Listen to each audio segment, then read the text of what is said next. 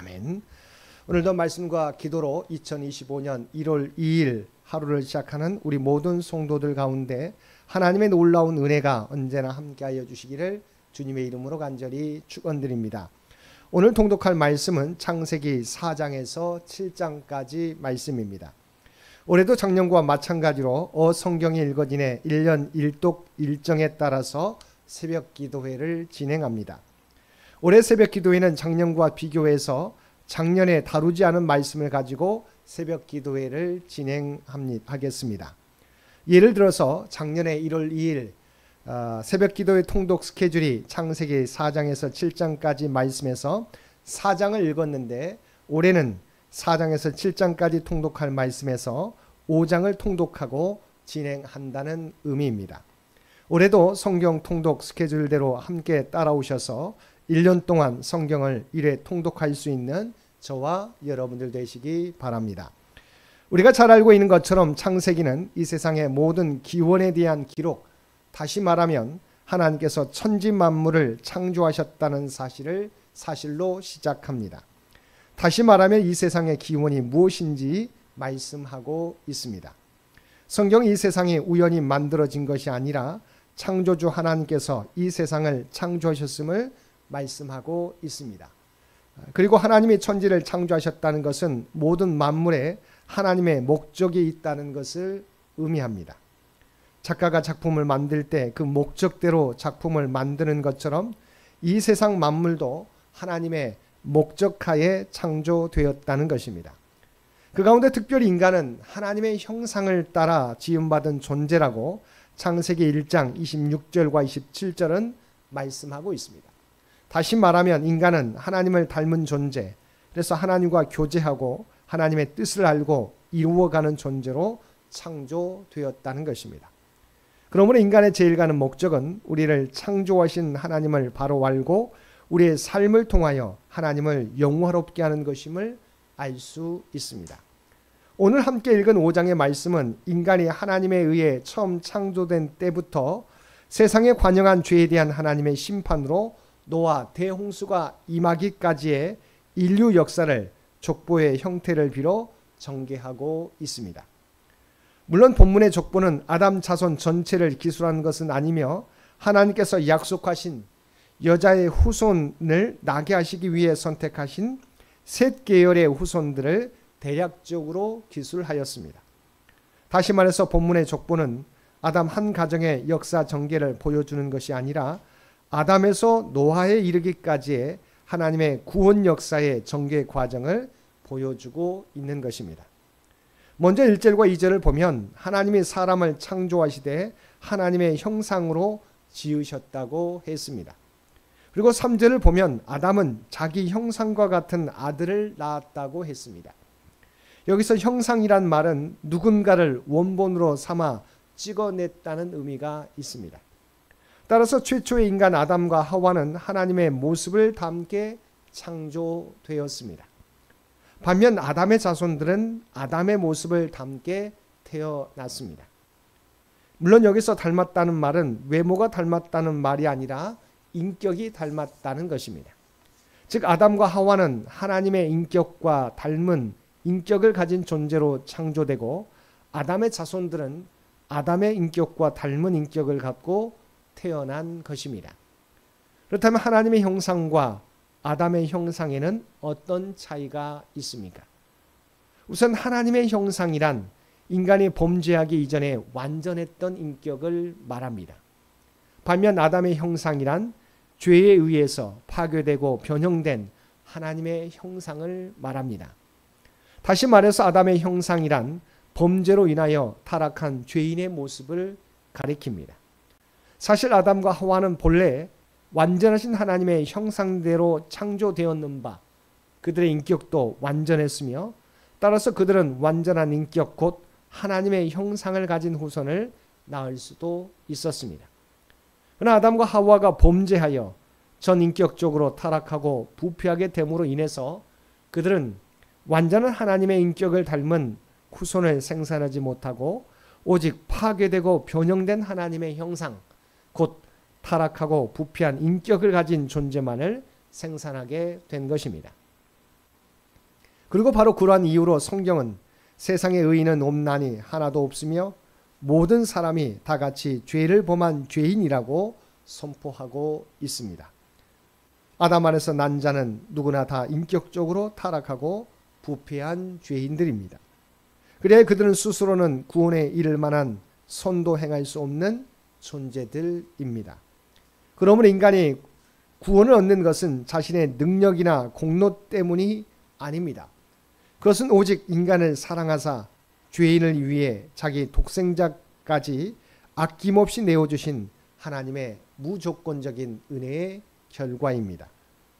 그러므로 우리는 우리가 구원받은 사실에 있어 하나님과 다른 사람 앞에서 자신의 행위나 의를 자랑해서는 안 될 것입니다.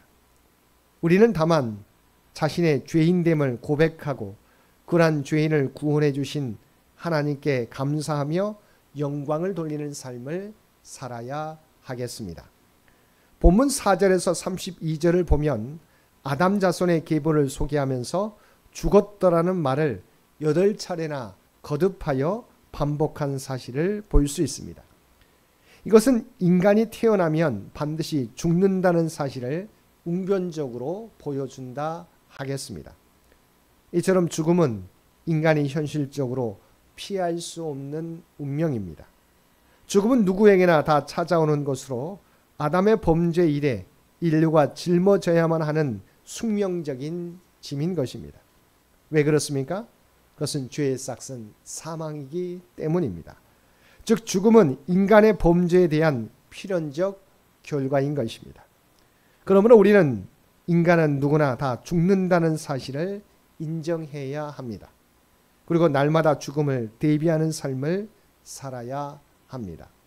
왜냐하면 죽음은 언제 찾아올지 모르며 죽음 이후에는 심판이 있기 때문입니다. 그러므로 성경은 내 하나님 만나기를 예비하라고 말씀하고 있습니다. 그렇다면 어떻게 죽음을 대비해야 하겠습니까? 그것은 죄를 회개하고 죄인을 구원하시기 위해서 십자가에 죽으신 그리스도를 구주로 영접하며 하나님의 말씀에 순종하는 생활을 하는 것입니다. 특별히 21절과 24절 말씀에 보면 에녹에 관한 기사가 나옵니다.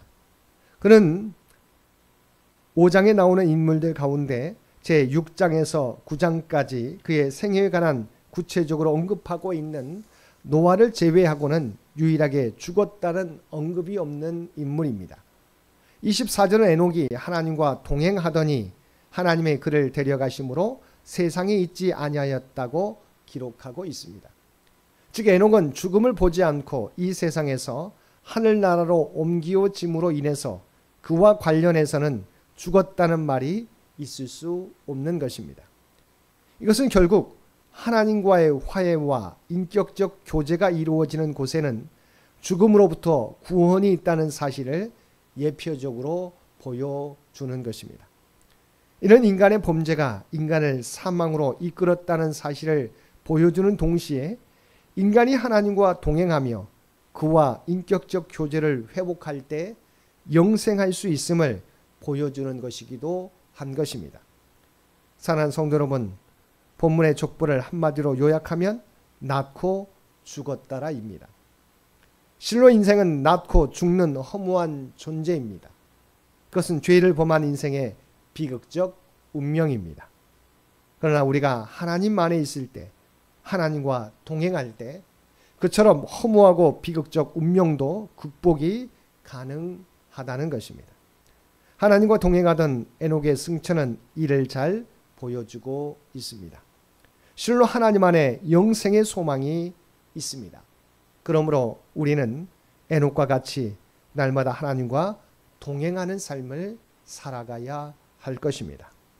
오늘도 매 순간 하나님을 우리 삶의 중심에 모시고 그분의 뜻에 귀를 기울이며 그분의 요구에 기쁘게 순종하며 살아가시는 저와 여러분 모두가 되시기를 주님의 이름으로 간절히 축원드립니다. 함께 기도드리겠습니다. 사랑과 은혜가 충만하신 아버지 하나님, 아담의 후손인 우리들은 죄로 말미암아 죽을 수밖에 없는 존재인 줄 믿습니다. 그러나 에녹이 하나님과 동행하는 삶을 삶으로 죽음을 경험하지 않은 것처럼 우리들도 주님 안에서 말씀과 동행함으로 하나님의 놀라운 은혜를 덧입게 되는 저희 모두가 되게 하여 주시옵소서.